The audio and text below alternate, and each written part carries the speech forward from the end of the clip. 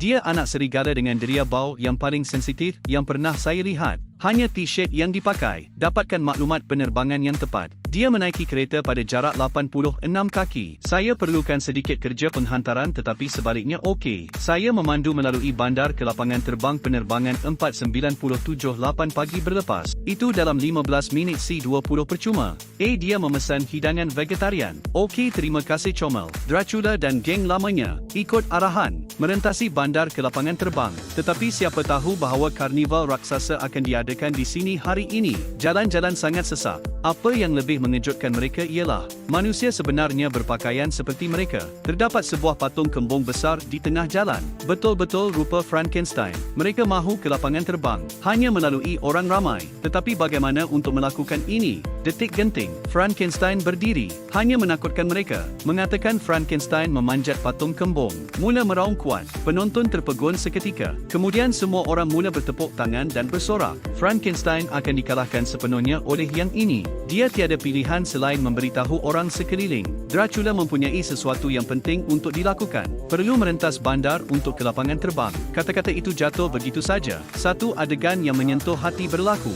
Okey, semua Dracula beratur. Belah belah belah. Orang lain angkat gua lindungi kawan kita. Belah belah belah. Tiada lagi sinaran matahari yang terik. Tiada lagi orang ramai. Dracula cepat-cepat menyeberang jalan. Tiba di lapangan terbang berhampiran. Tetapi dia baru sampai di sini. Kapal terbang juga akan berlepas. Dia terpaksa bertukar menjadi kelawar. Saya berjaya mengejar pesawat. Disebabkan cahaya matahari langsung. Dia mula merokok di seluruh badan. Tetapi untuk kebahagiaan anak perempuan saya, Dracula masih cuba sedaya upaya untuk memautnya. Ditutup tingkap. Walau bagaimanapun, disebabkan oleh penebat bunyi tingkap, Johnny tidak dapat mendengar apa yang dia katakan. Tidak berdaya, Dracula tiada pilihan selain terbang ke kabin hadapan. Aktifkan sihir. Hipnotis Kapten. Tidak lama kemudian suara kira tua itu terdengar melalui radio.